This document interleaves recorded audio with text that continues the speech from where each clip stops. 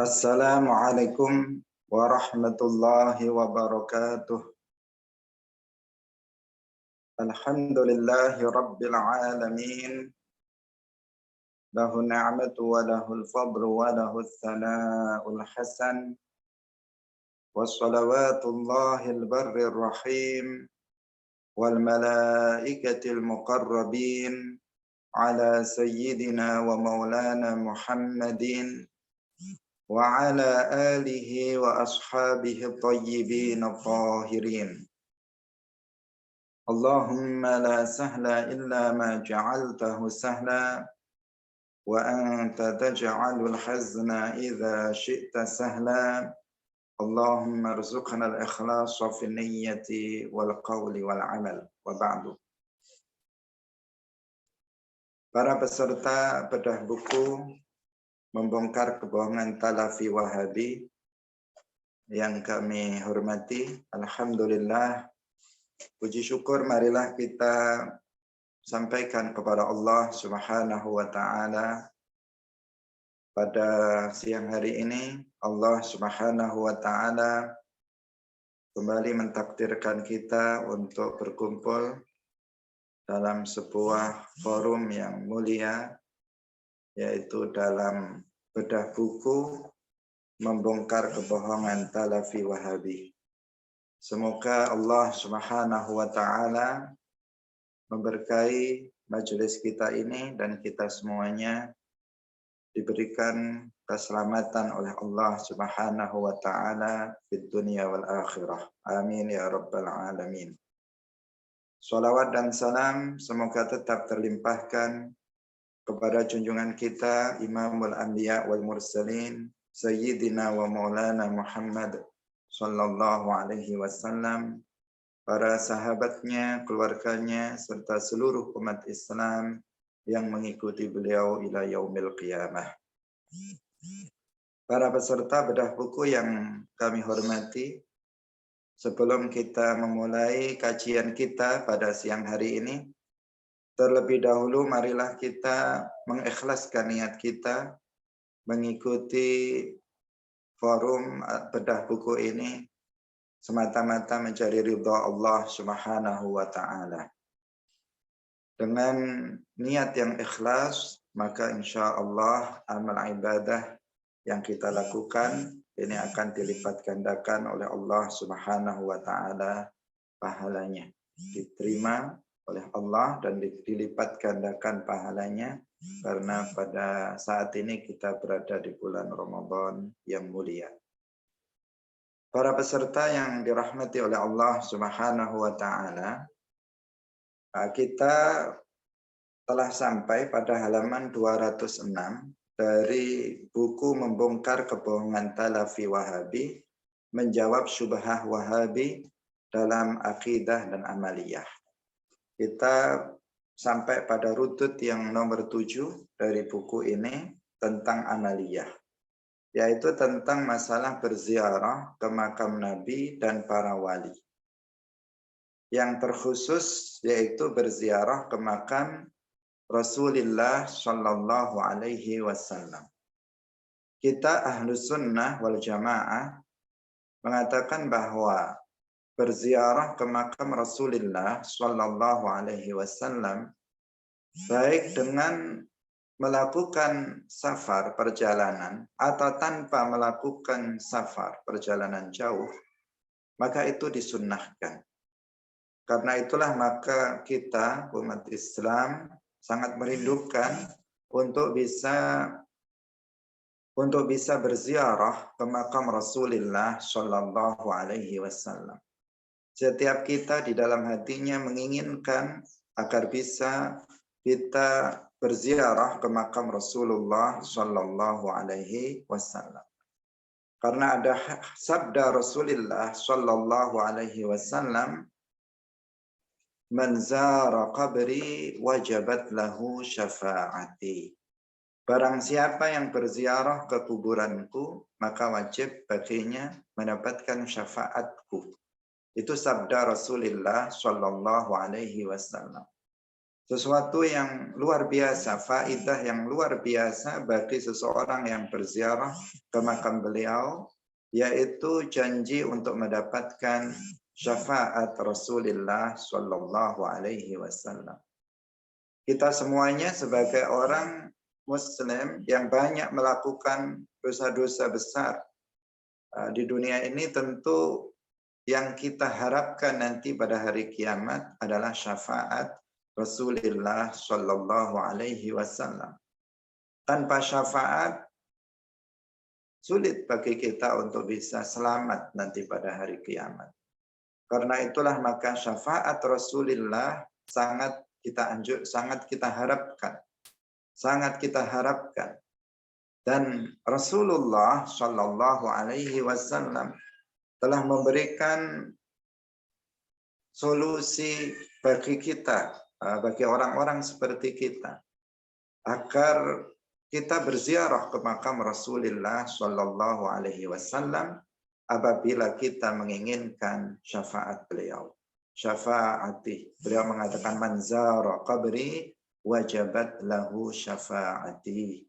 Barang siapa yang berziarah ke kuburanku, maka wajib dia untuk mendapatkan syafaatku, syafaat Rasulullah Shallallahu Alaihi Wasallam.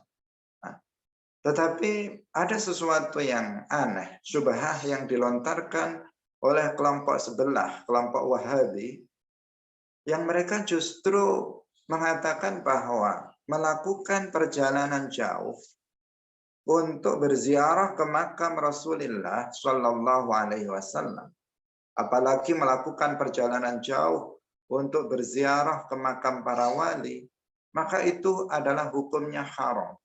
Bahkan apabila seseorang melakukan perjalanan jauh untuk berziarah ke makam Rasulullah atau berziarah ke makam para wali, mereka mengatakan bahwa perjalanan jauh yang kita lakukan itu adalah safar maksiyah. Itu adalah perjalanan jauh yang maksiat, yang tidak boleh bagi orang tersebut untuk mengqashar sholat. Ini sesuatu yang terbalik. Di satu sisi tadi kita mengatakan bahwa Rasulullah Shallallahu Alaihi Wasallam bersabda man zara qabri wajabat lahu syafaati.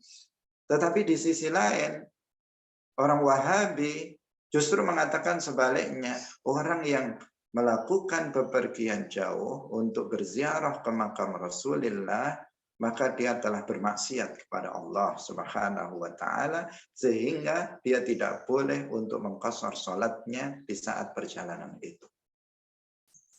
Tentu kita Ahlus Sunnah wal Jamaah mengikuti Rasulullah, tidak mengikuti Wahabi. Itu sudah pasti. Wahabi ini agama yang baru. Mereka memiliki ajaran yang bertentangan dengan ajaran Rasulullah Shallallahu Alaihi Wasallam dan juga ajaran para sahabatnya. Harus kita waspadai. Hadirin para peserta yang dirahmati oleh Allah Subhanahu wa taala.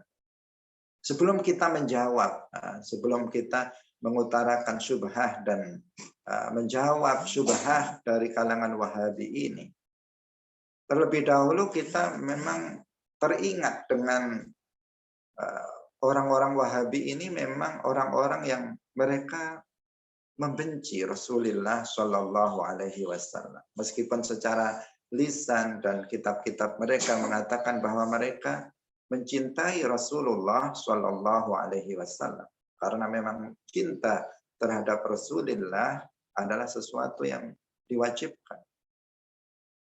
Tetapi dalam faktanya pada kelompok Wahabi ini nggak ada bukti bahwa mereka itu mencintai Rasulullah Shallallahu Alaihi Wasallam.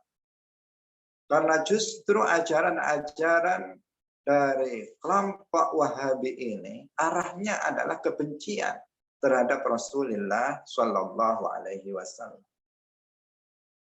Buktinya setiap amaliyah yang dilakukan oleh umat Islam yang itu berkaitan dengan mahabbatun Nabi, berkaitan dengan cinta terhadap Rasulullah Shallallahu Alaihi Wasallam, maka mereka mengharamkannya, bahkan mensyirikkannya. Kita ingat kelompok Wahabi, mereka mengatakan bahwa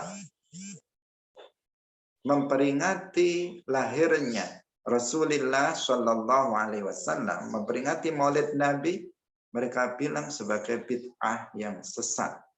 Coba, memperingati Maulid Nabi untuk menunjukkan cinta kita kepada Nabi dikatakan sebagai bid'ah yang sesat. Mereka juga mengatakan tawassul dengan Nabi itu syirik. Tabarruk dengan Nabi, kata mereka syirik. Istighatsah dengan Nabi, kata mereka syirik. Mereka mengatakan juga membaca sholawat Nabi, dengan misalnya dengan sirah, misalnya sholawat nariyah, itu sebagai sholawat syirik. Kemudian sholawat al-fatih sebagai sholawat syirik. Sholawat yang syirik kata mereka. Kemudian sholawat badar, sholawat yang syirik. Dan berbagai macam jenis sholawat yang dibaca oleh umat Islam, mereka bilang itu sholawat yang syirik. Bahkan dalam sholat kita misalnya menambah kata sayyidina dalam sholawat, kita membaca Allahumma sholli ala sayyidina Muhammad, sebagai penghormatan kita kepada Nabi, kita tambahi kata sayyidina. Kata mereka, itu adalah bid'ah yang sesat. Kemudian kita baca pujian-pujian terhadap Nabi, baca sholawat terhadap Nabi, pujian. Di antara azan dan iqamah. Habis azan biasanya kita umat Islam di Indonesia, kemudian baca pujian-pujian, di antara isinya adalah sholawat dan pujian kepada Rasulullah. Kata mereka apa? Kata mereka itu adalah bid'ah yang sesat. Bahkan mereka menganggap bahwa, salah satu tokoh mereka menganggap bahwa Kubah Khadra ini, yang di bawahnya ada makam Rasulullah Shallallahu Alaihi Wasallam, sebagai pusat kesyirikan. Bahkan mereka dahulu pernah berusaha untuk memindahkan makam Rasulullah Shallallahu Alaihi Wasallam dari Masjid Nabawi karena dengan alasan bahwa tempat itu sebagai pusat kesyirikan. Sesuatu yang luar biasa yang menunjukkan bahwa mereka itu sebenarnya bukan mencintai Rasulullah Shallallahu Alaihi Wasallam, tetapi mereka membenci Rasulullah Shallallahu Alaihi Wasallam. Karena itu kita harus mewaspadai mereka, hati-hati dengan mereka. Mereka adalah musuh-musuh Rasulullah Shallallahu Alaihi Wasallam. Bahkan dikisahkan ada yang terceletuk dari lisan mereka. Ketika mereka ditanya kenapa mereka bersikap seperti itu, seakan-akan mereka itu memusuhi Rasulullah Shallallahu Alaihi Wasallam. Pernah terceletuk dengan sengaja atau tidak, mereka mengatakan, salah satu tokoh Wahabi mengatakan, karena Muhammad Rasulullah itu yang lebih dulu memusuhi kami, kata mereka. Kok bisa seperti itu? Karena Rasulullah pernah bersabda. Rasulullah pernah bersabda bahwasanya ketika beliau itu berdoa untuk Yaman dan Syam, Allahumma barik lana fi Syamina wa Yamanina. Kemudian para sahabat bertanya, wa fi Najdina ya Rasulullah. Tetapi Rasulullah tetap berdoa, Allahumma barik lana fi Syamina wa Yamanina. Ya Allah, berkailah Syam kami dan Yaman kami. Sampai 3 kali. Ketika para sahabat tanya, bagaimana dengan Najd kami, wahai Rasulullah? Najd, bagaimana dengan Najd? Tetapi Rasulullah Shallallahu Alaihi Wasallam justru menjawab, hunaka yatla qarnu syaitan. Dari sana akan muncul tanduk setan. Dan dari Najd inilah lahir Musailimah Al-Kadzdzab. Dari Najd inilah lahir pemimpin Wahabi Muhammad bin Abdul Wahhab.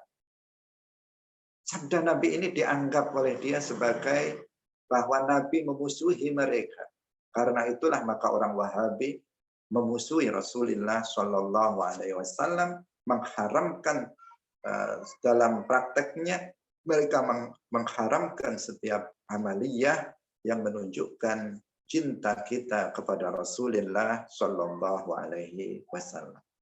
Nah, baik, ini sebagai muqaddimah yang mewaspadakan kepada kita terhadap kelompok Wahabi ini. Nah, terkait dengan tema kita bahwa orang Wahabi itu mereka mengatakan bahwa bepergian untuk berziarah ke makam Nabi dan makam para wali itu adalah haram. Dasarnya kata mereka adalah hadis yang rawahul Bukhari, hadis yang diriwayatkan oleh Al-Imam Al-Bukhari dan Imam Muslim dan lainnya. Bahwa Rasulullah Shallallahu Alaihi Wasallam bersabda, la tushaddur rihalu illa ila thalathati masajid. Masjidi hadza wa masjidil harami wa masjidil aqsa. Begitu dalam satu riwayat bunyi. Kata mereka, la tushaddur rihal, tidak boleh seseorang itu melakukan perjalanan jauh kecuali pada 3 masjid saja. Yaitu masjidku ini, Masjid Nabawi, kemudian Masjidil Haram, kemudian Masjidil Aqsa. Karena itu nggak boleh kita melakukan, kata Wahabi ini, karena itu nggak boleh kita melakukan perjalanan jauh untuk berziarah ke makam Nabi, untuk berziarah ke makam para wali. Yang boleh itu kata mereka kita berziarah ke makam, berziarah ke Masjid Nabi, kata mereka. Karena itu mereka merubah dalam Riyadhus Shalihin kitabnya yang asalnya itu ziarati qabrin Nabi, dirubah oleh mereka dengan tangan jahil mereka, merubahnya dengan ziaratu masjidin Nabi. Qabr diganti masjid oleh mereka.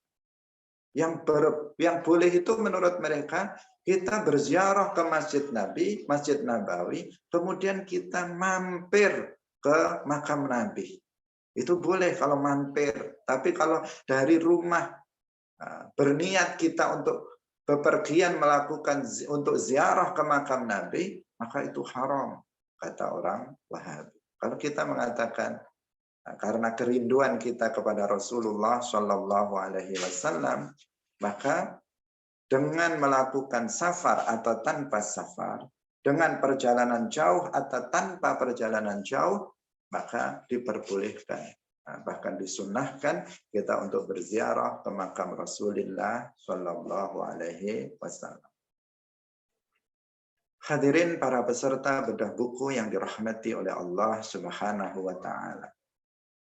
Bagaimana menjawab yang seperti ini? Mereka pakai hadis seperti biasanya mereka sering mencomot ayat, sering mencomot hadis, tetapi mereka disalahpahami. Sengaja atau tidak sengaja mereka menyalahpahami dari hadis itu. Maka kita katakan kepada orang Wahabi ini, kita katakan, kalian itu, wahai orang-orang Wahabi, kalian itu memahami hadis seenaknya sendiri saja.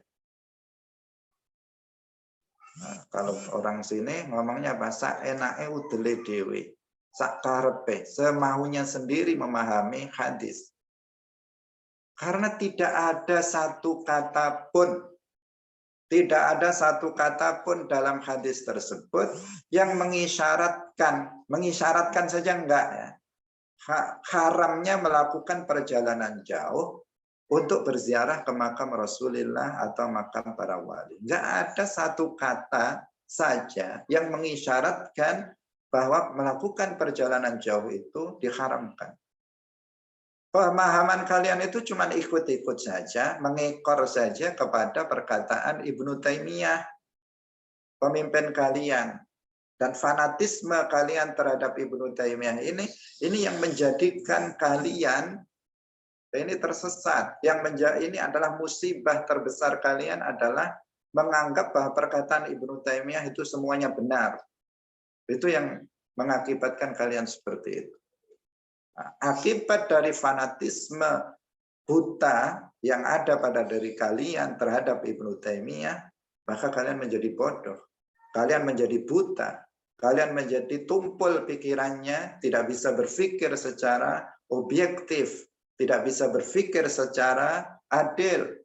Sehingga mereka mengatakan perkataan yang seperti itu. Bagaimana pemahamannya yang benar?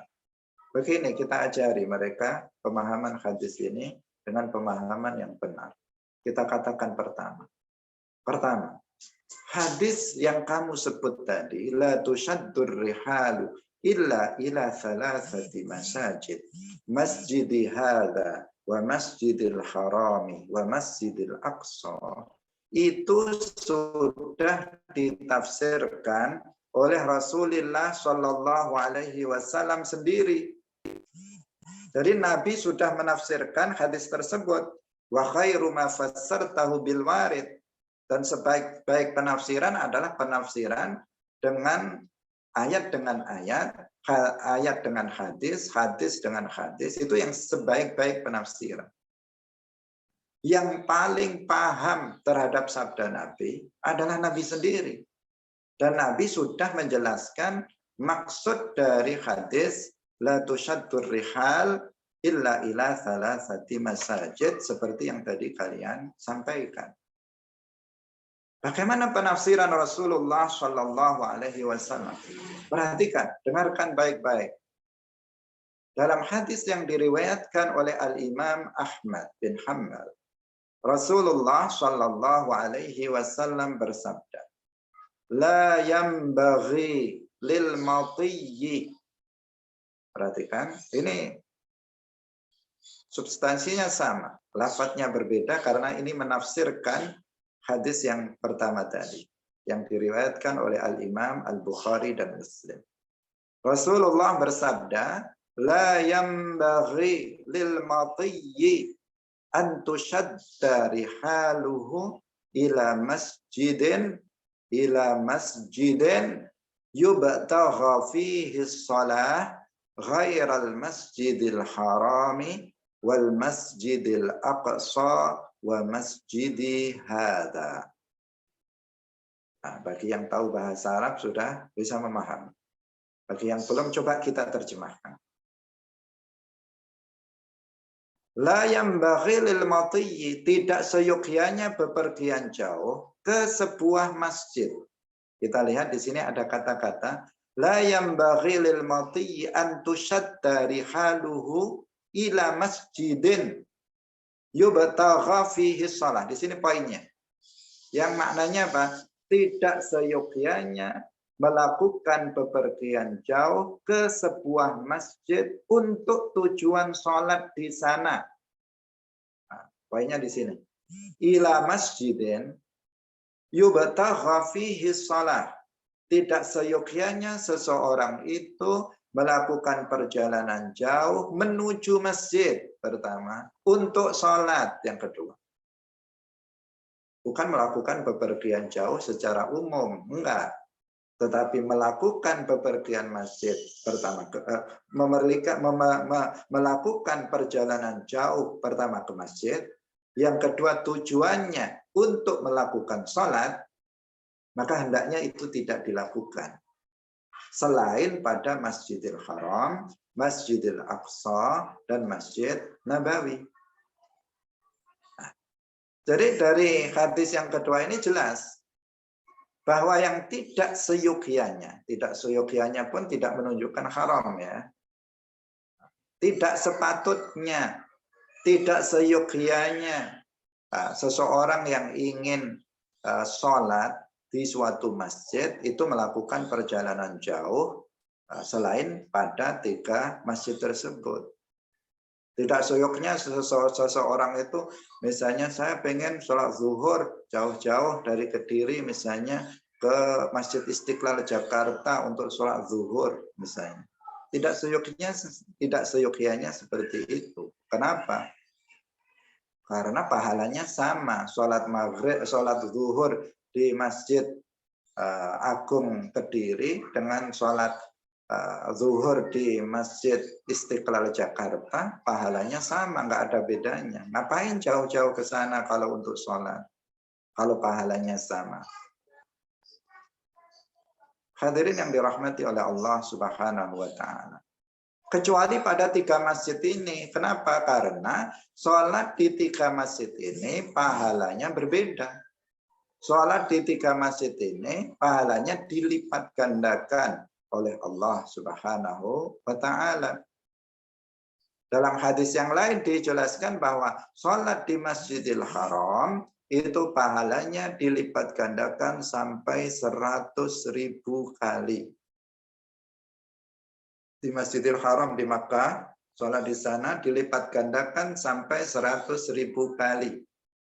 Sedangkan sholat di Masjid Nabawi di Madinah, maka pahalanya dilipat gandakan sampai 1.000 kali lipat. Dan sholat di Masjidil Aqsa, pahalanya dilipat gandakan sampai 500 kali lipat. Karena besarnya pahala sholat di 3 masjid itu, maka ya dipersilahkan kalau ada seseorang, saya pengen berziarah, saya ingin pergi ke masjid untuk sholat di Masjidil Haram, di Masjid Nabawi, di Masjidil Aqsa. Maka itu ya sudah sewajarnya dan sudah selayaknya kita melakukan, berusaha melakukan perjalanan meski jauh ke 3 masjid itu untuk sholat. Kalau kepada selain 3 masjid untuk sholat, maka tidak seyogyanya. Kenapa? Karena pahalanya sama saja. Nah, kita sudah berupaya misalnya jauh-jauh pergi menuju Jakarta. Saya yang di Kediri misalnya, sudah jauh-jauh pergi ke Jakarta hanya untuk sholat di di Masjid Istiqlal. Untuk apa jauh-jauh ke sana? Wong saya sholat di masjid di sini di Kediri itu pahalanya sama dengan sholat di Jakarta. Saya sholat di sini sama pahalanya dengan masjid di Bandung. Saya di sini sama pahalanya dengan sholat di masjid Surabaya, di Masjid Ampel Surabaya misalnya, itu sama. Tetapi bukan berarti nggak boleh, bukan berarti boleh. Di sini kan seyogyanya tidak dilakukan karena pahalanya sama. Beda dengan yang 3 masjid itu. Tapi kalau kamu misalnya mau sholat di Istiqlal, atau mau sholat di Masjid Ampel Surabaya, atau mau sholat di Masjid Masjid Bandung dan sebagainya, ya boleh-boleh saja, nggak ada larangan. Di sini kan kalau seseorang itu, jangankan untuk sholat, kita jalan-jalan ke sana saja dibolehkan. Kita jalan-jalan ke pantai saja yang nggak ada maksiatnya, kita diperbolehkan. Kita jalan-jalan untuk tanazuh, untuk rekreasi ke gunung mana itu saja diperbolehkan. Apalagi kita melakukan misalnya berkunjung, melakukan perjalanan jauh ke masjid. Yang dibicarakan ini apa? Orang melakukan bepergian jauh untuk sholat di sana, di suatu masjid, itu tidak selayaknya kecuali pada 3 masjid. Karena yang 3 masjid ini memiliki fadilah, memiliki keutamaan yang berbeda dengan masjid-masjid yang lain. Karena itu tidak seyogyanya seseorang itu melakukan perjalanan jauh untuk melakukan sholat kecuali pada 3 masjid. Karena yang 3 masjid ini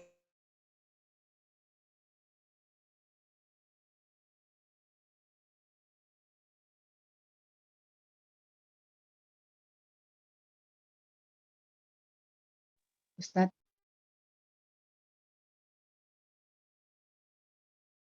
Para peserta yang dirahmati oleh Allah Subhanahu wa Ta'ala, bisa didengar suara saya? Tadi freeze Ustaz, diulang tadi Ustaz. Ya. Jadi saya ulangi lagi, sebenarnya itu hanya juga pengulangan, bahwasanya di sini kita berbicara tentang, hadis ini berbicara tentang perjalanan jauh menuju masjid untuk sholat. Itu tidak seyogyanya dilakukan kecuali pada 3 masjid ini. Tetapi itu juga bukan berarti larangan untuk kita mengunjungi masjid-masjid tersebut. Nah, karena kita kadang orang-orang kampung pengen apa? Pengen jalan-jalan di Masjid Istiqlal, pengen tahu ada Masjid Kubah Emas, misalnya ada Masjid Surabaya dan sebagainya. Nah, kita ke sana tidak ada masalah. Yang tidak seyogyanya dilakukan itu apa? Melakukan perjalanan jauh untuk sholat di masjid. Nah, untuk sholat di masjid itu tidak seyogyanya dilakukan kecuali 3 ini. Karena 3 masjid ini, sholat di sana, pahalanya itu dilipat gandakan oleh Allah Subhanahu wa Ta'ala. Para peserta bedah buku yang dirahmati oleh Allah Subhanahu wa Ta'ala. Ini jawaban kita. Jawaban kita terhadap mereka. Nah, kemudian jadi hadis pertama tadi berarti itu telah dijelaskan oleh hadis yang kedua. Dan ini tadi kita katakan sebagai apa? Tafsiru al-warid bil warid. Menjelaskan sebuah hadis dengan hadis. Dan ini yang paling kuat. Penafsiran yang paling kuat itu seperti itu. Nggak ada yang lebih kuat penafsiran terhadap hadis Nabi dari Nabi sendiri yang menafsirkannya dalam hadis yang lain. Rasulullah kita katakan tadi yang paling tahu, orang yang paling tahu tentang makna apa yang beliau katakan. Bukan Ibnu Taimiyah yang lebih tahu dengan hadis Nabi, bukan orang Wahabi yang lebih tahu tentang hadis Nabi, tetapi Nabi sendiri itu yang lebih tahu tentang makna hadis beliau. Karena itulah maka kalian harus hilangkan fanatisme ini. Fanatisme buta kalian terhadap Ibnu Taimiyah ini harus kalian hilangkan. Itu membutakan kalian sampai-sampai menganggap seakan-akan hadis Rasulullah Shallallahu Alaihi Wasallam atau seakan-akan kalian mengatakan Ibnu Taimiyah itu lebih tahu tentang makna hadis Nabi daripada Nabi sendiri. Wala'iyadzubillah. Sesuatu hal yang ceroboh bagi kalian. Nah, apabila, kemudian kita katakan lagi, apabila berdasarkan hadis tersebut, yang tadi kalian sebut la tusyaddur rihal itu, kalian mengharamkan bepergian ke semua tempat dengan tujuan apapun. Kita tanya kalian, apakah kalian itu juga berani mengharamkan bepergian untuk haji? Kalau kita haji kan melakukan bepergian. Menurut kalian bagaimana? Boleh apa enggak itu? Ya boleh, pasti mereka akan mengatakan boleh. Kalau bepergian untuk bisnis misalnya, saya mau bepergian ke Amerika untuk bisnis, bepergian ke Singapura untuk bisnis, boleh apa enggak? Mereka pasti menjawab boleh. Kalau saya misalnya bepergian jauh untuk berkunjung ke saudara saya, silaturahim, boleh apa enggak?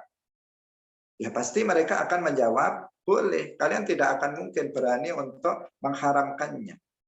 Nah, apabila perjalanan ke tempat-tempat itu, perjalanan untuk bisnis, perjalanan jauh untuk bisnis, perjalanan jauh untuk haji, perjalanan jauh untuk silaturahim, itu kalian membolehkannya. Lalu kenapa perjalanan jauh untuk berziarah ke makam Nabi kok kalian haramkan itu kenapa? Ini keanehan dari kalian yang menunjukkan, lagi-lagi menunjukkan kalian itu bukan orang-orang yang mencintai Rasulullah Shallallahu Alaihi Wasallam. Kok pas melakukan perjalanan untuk berziarah ke makam Nabi, kok pas ini yang kalian haramkan? Kalau kalian misalnya memahami ayat la tusyaddur rihal illa ila thalathati masajid, itu secara umum mestinya kalian itu juga mengharamkan melakukan perjalanan jauh untuk bisnis, untuk haji, untuk silaturahim, untuk tanazzuh, rekreasi, dan semestinya itu juga kalian haramkan. Tapi nyatanya kalian nggak berani mengharamkannya karena kalian juga senang untuk jalan-jalan ke tempat-tempat itu. Tapi pas melakukan perjalanan ziarah ke makam Nabi, kalian justru mengharamkannya. Nah, inilah keanehan yang harus kalian rubah. Pangkal permasalahan kalian dalam masalah ini adalah fanatisme buta terhadap Ibnu Taimiyah yang nggak paham hadis. Dia hafal hadis tetapi nggak paham terhadap hadis Rasulullah Shallallahu Alaihi Wasallam. Allah tidak memberikan pemahaman terhadap dia karena al-ibrah itu al-faham. Yang paling penting itu dalam agama itu adalah pemahaman. Pemahaman terhadap ilmu agama, bukan hafal terhadap ilmu agama, bukan hafal Al-Quran, hafal hadis, tetapi paham, memiliki pemahaman yang lurus, yang benar terhadap Al-Quran, terhadap hadis, terhadap ajaran-ajaran agama yang benar. Sehingga Rasulullah Shallallahu Alaihi Wasallam bersabda, "Man yuridillahu bihi khairan yufaqqihhu fid din." Barang siapa yang Allah kehendaki kebaikan, maka Allah akan memberikan pemahaman agama kepadanya, pemahaman agama. Rasulullah tidak bersabda barang siapa yang Allah kehendaki kebaikan, maka Allah akan menjadikannya orang yang hafal Al-Quran, hafal hadis, hafal kitab ini, kitab itu. Enggak. Tetapi Allah akan memberikan pemahaman ilmu agama kepadanya. Ibnu Taimiyah hafal Al-Quran, hafal banyak hadis, hafal banyak kitab, tetapi Allah tidak memberikan pemahaman kepadanya sehingga menjadi dia sesat dan menyesatkan. Sehingga para ulama lain mengatakan tentang Ibnu Taimiyah, ilmuhu akbaru min aklihi. Ilmunya lebih besar daripada akalnya. Artinya apa? Artinya dia banyak menghafal permasalahan-permasalahan agama, tetapi dia tidak memiliki pemahaman terhadapnya.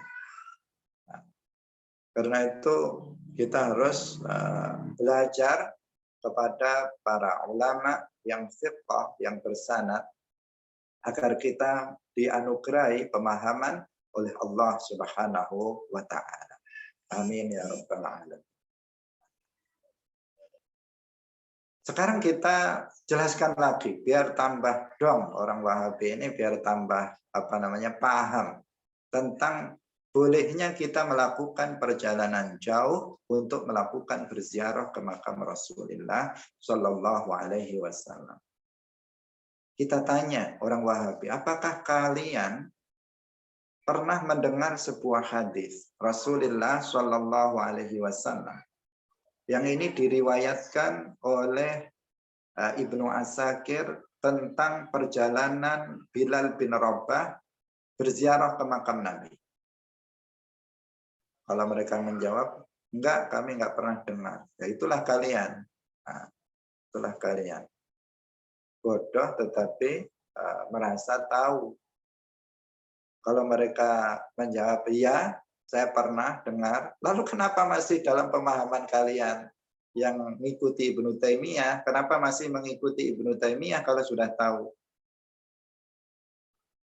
Nah, diriwayatkan oleh Al-Hafidh Ibnu Asakir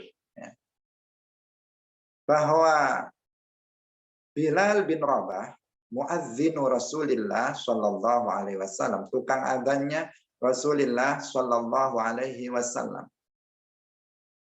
Beliau ini setelah Rasulullah Shallallahu Alaihi Wasallam wafat, beliau itu kan kemudian pindah ke Syam. Jadi beliau tinggal di Syam, tidak lagi tinggal di Al-Madinah Al-Munawwarah. Ketika beliau beberapa lama tinggal di Syam,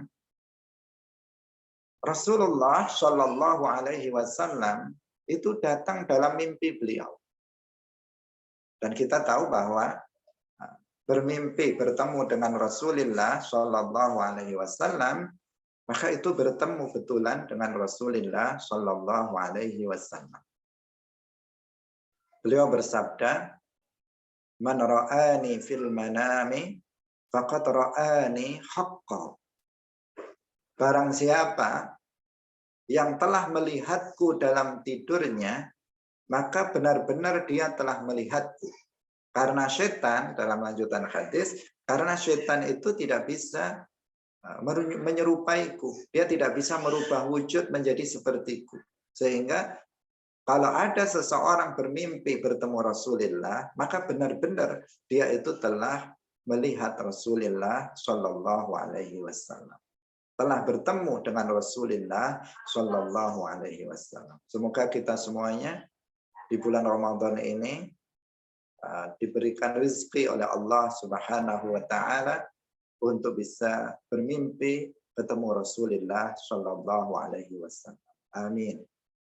Karena bermimpi ketemu Rasulullah adalah busyra, adalah kabar gembira bagi orang tersebut. Dalam sebuah hadis yang lain, Rasulullah Shallallahu Alaihi Wasallam bersabda, "Man ra'ani fil manam, fasayarani yaqazatan." Barang siapa yang telah melihatku dalam tidur, maka dia akan melihatku dalam keadaan jaga. Artinya dia sebelum dia mati, dia akan melihat Rasulullah Shallallahu Alaihi Wasallam dengan mata kepala dalam keadaan jaga, tidak dalam keadaan tidur. Meskipun dia berada di Indonesia, tetapi dengan kehendak Allah dia bisa melihat Rasulullah Shallallahu Alaihi Wasallam, dan itu adalah menjadi kabar gembira baginya bahwa dia akan mati dalam keadaan husnul khotimah. Sebuah anugerah yang luar biasa bagi seseorang yang bermimpi bertemu Rasulullah Shallallahu Alaihi Wasallam. Karena itulah kita senantiasa berdoa kepada Allah Subhanahu Wa Taala dan berusaha memantaskan diri kita sebagai orang yang terpilih mendapatkan anugerah itu dengan berbagai macam perbuatan yang menunjukkan bahwa kita cinta kepada Rasulullah Shallallahu Alaihi Wasallam. Kita mempelajari ajaran-ajarannya, kita berusaha mengamalkan ajaran-ajaran beliau, kita berusaha untuk memperjuangkan agama beliau dengan ilmu yang kita miliki, dengan harta yang kita miliki, dengan tenaga yang kita miliki, dengan waktu yang kita miliki, kita perjuangkan agama Rasulullah. Harapannya itulah yang bisa membuktikan kita bahwa kita mencintai beliau dan layak untuk bisa mendapatkan anugerah Allah, bisa melihat beliau dalam mimpi dan juga dalam keadaan jaga. Hadirin para peserta bedah buku yang dirahmati oleh Allah Subhanahu Wa Taala. Kita kembali kepada permasalahan. Sahabat Bilal bin Rabah, muadzin Rasulullah Shallallahu Alaihi Wasallam, ini bermimpi bertemu Rasulullah Shallallahu Alaihi Wasallam. Dalam mimpinya itu, Rasulullah Shallallahu Alaihi Wasallam menyatakan kerinduannya kepada beliau. Beliau mengatakan, "Ma hadhil jafwah ya Bilal." Beliau menyatakan kerinduannya kepada sahabat Bilal bin Rabah.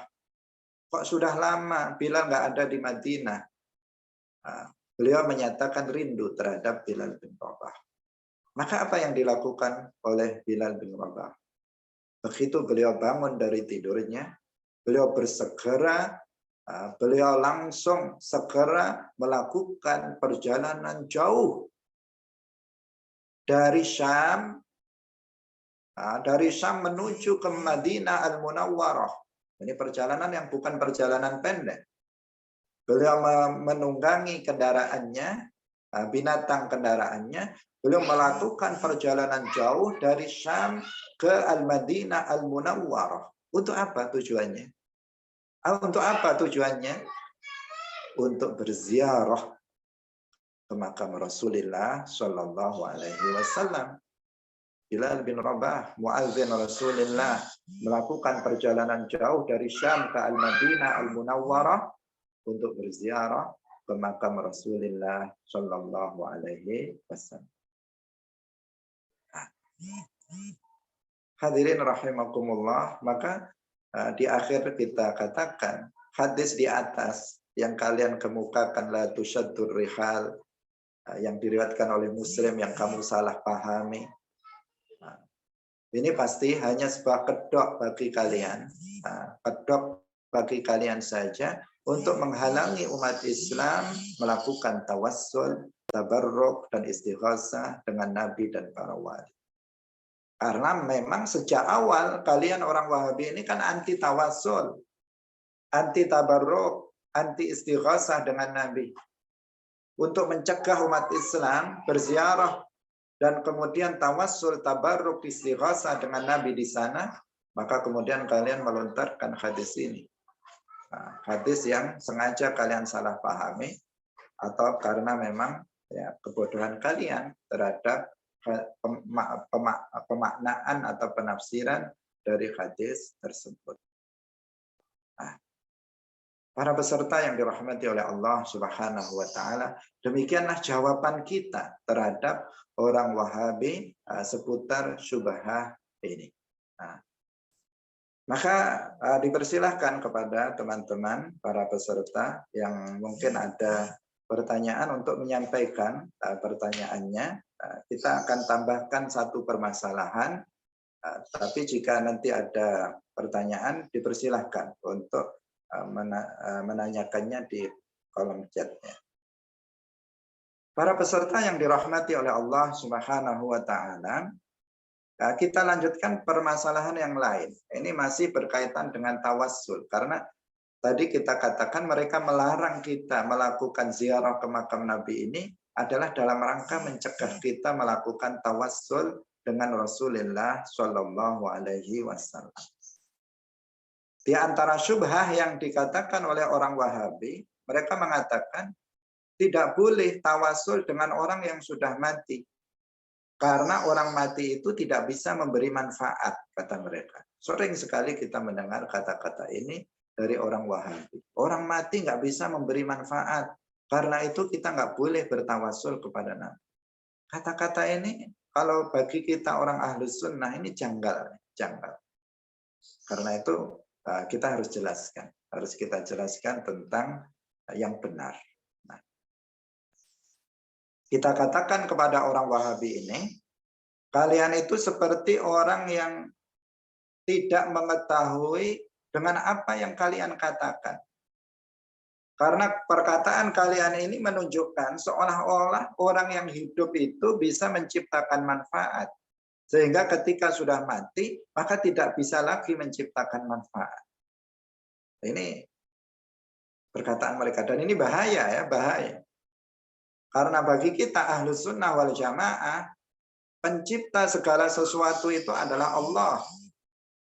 An-Nafi'u, pencipta manfaat itu Allah. Ad-Dharru, pencipta madarrat itu adalah Allah. Itu akidah Ahli Sunnah wal Jamaah, akidah Islam. La khaliqa illallah, tidak ada pencipta selain hanya Allah. Itu akidah Islam. Nah, perkataan kalian jangan, kalian yang mengatakan nggak boleh tawasul dengan orang yang mati karena orang mati itu tidak bisa memberi manfaat. Seakan-akan kata-kata kalian ini mengatakan bahwa orang mati tidak bisa menciptakan manfaat. Tapi kalau orang hidup itu bisa. Seakan-akan seperti itu. Dan awas kalau kalian mengatakan bahwa orang hidup bisa menciptakan manfaat, maka ini berbahaya, bertentangan dengan tauhid, bertentangan dengan la ilaha illallah yang sebagian ulama memaknainya dengan la khaliqa illallah. Tidak ada pencipta selain hanya Allah. Nah, ini pertama kita katakan begitu. Apabila kalian betul-betul meyakini bahwa ada pencipta selain Allah, maka kalian telah keluar dari tauhid. Nah, para peserta yang dirahmati oleh Allah Subhanahu wa taala, ketika kita mengatakan bahwa seseorang itu bisa memberikan manfaat, bisa memberikan madarat, maka itu adalah dengan pengertian sebab, bukan pencipta. Bukan pencipta, sebab. Karena itu hanya sebab, maka nggak ada bedanya antara orang yang hidup dan orang mati. Namanya juga sebab.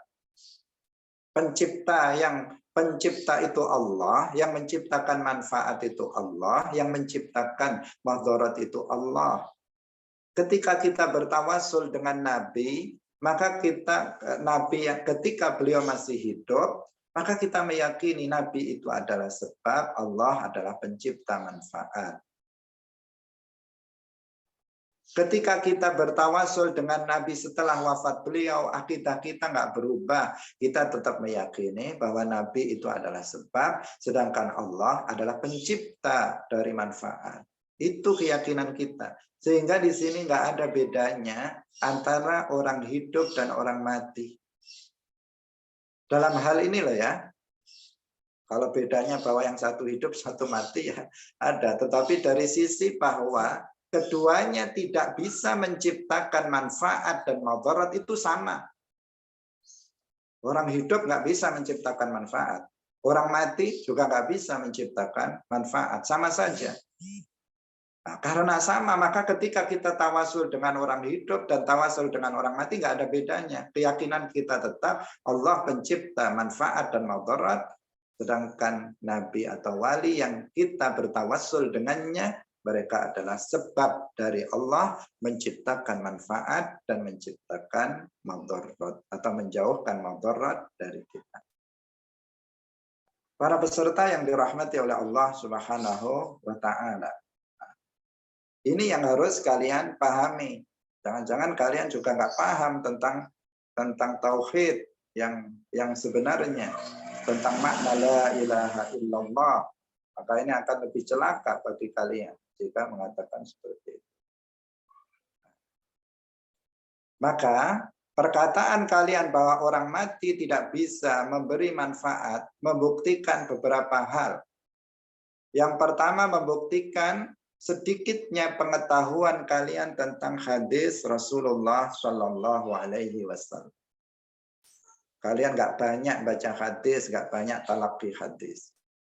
Karena Al-Bazzar telah meriwayatkan sebuah hadis yang para perawinya adalah para perawi sahih, bahwa Rasulullah Shallallahu Alaihi Wasallam bersabda, hayati khairul lakum wa mamati khairul lakum, tuhditsuna wa yuhdatsu lakum, wa wafati khairul lakum tu'radu alayya a'malukum, fama ra'aitu min khairin hamidtullaha alaihi, wa ma ra'aitu min syarrin istaghfartu lakum.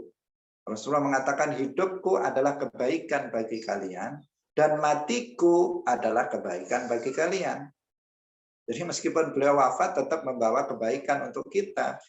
Ketika aku hidup dan kalian melakukan banyak hal, lalu dijelaskan hukumnya bagi kalian melalui aku. Kematianku juga kebaikan bagi kalian. Perbuatan kalian diberitahukan kepadaku. Jika aku melihat amal kalian yang baik, maka aku memuji Allah. Bersyukur beliau kepada Allah ketika melihat kita di dunia yang masih hidup melakukan perbuatan baik. Dan jika aku melihat amal kalian yang buruk, maka aku memintakan ampunan kepada Allah untuk kalian. Rasulullah beristighfar untuk kita yang hidup di muka bumi jika kita melakukan kesalahan. Maka ini adalah sebuah kebaikan untuk kita umat Islam yang masih hidup ketika Rasulullah sudah wafat. Meskipun beliau sudah wafat, beliau juga tetap akan beristighfar untuk kita jika kita melakukan kesalahan, jika kita melakukan kemaksiatan. Ini yang pertama. Hadis ini menerangkan secara jelas bahwa setelah wafatnya Rasulullah Shallallahu Alaihi Wasallam itu masih bisa memberi manfaat, bukan menciptakan manfaat, ya, memberikan manfaat bagi umatnya yang masih hidup. Ini. Jadi meskipun wafat ternyata Rasulullah masih memberikan manfaat untuk siapa? Untuk umatnya yang masih hidup. Kemudian ada hadis lagi tentang Mi'raj. Ini secara singkat saja karena waktu, ya. Tentang Mi'raj, kita tahu bahwa ketika Mi'raj Rasulullah Shallallahu Alaihi Wasallam mendengar kalam Allah dan beliau memahami dari kalamnya itu bahwasanya beliau diwajibkan sholat pertama kali itu 50 kali. 50 kali dalam sehari semalam.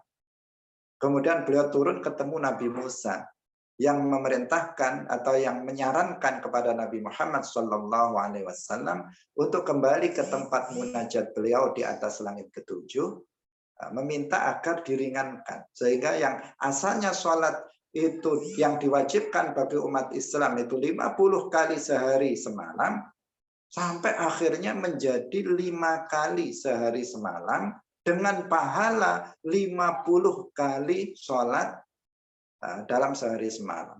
Sholat 5 kali berpahala 50 kali. Ini manfaat atau bukan? Manfaat yang luar biasa bagi umat Islam. Siapa yang memberi manfaat ini? Penyebabnya siapa? Nabi Musa alaihi salam yang sudah wafat ribuan tahun sebelumnya. Nabi Musa yang sudah wafat ribuan tahun sebelumnya memberikan manfaat untuk umat Islam padahal beliau sudah wafat. Artinya orang yang sudah wafat itu bisa memberi manfaat kepada orang yang hidup. Dengan pengertian bukan menciptakan manfaat tetapi memberi sebab dari manfaat yang Allah ciptakan untuk umat manusia. Selain bahwa larangan kalian tawasul dengan orang meninggal, ini bertentangan dengan hadis-hadis Nabi yang jumlahnya sangat banyak yang sudah pernah kita jelaskan dalam kesempatan ini. Para peserta yang dirahmati oleh Allah Subhanahu wa taala, mungkin sampai di sini yang bisa kita sampaikan. Kita coba jika ada pertanyaan dipersilahkan. Jika tidak ada, ini ada. Jadi tentang kelebihan, ada yang bertanya tentang kelebihan sholat di 3 masjid. Jadi kelebihannya adalah dilipat gandakan pahalanya.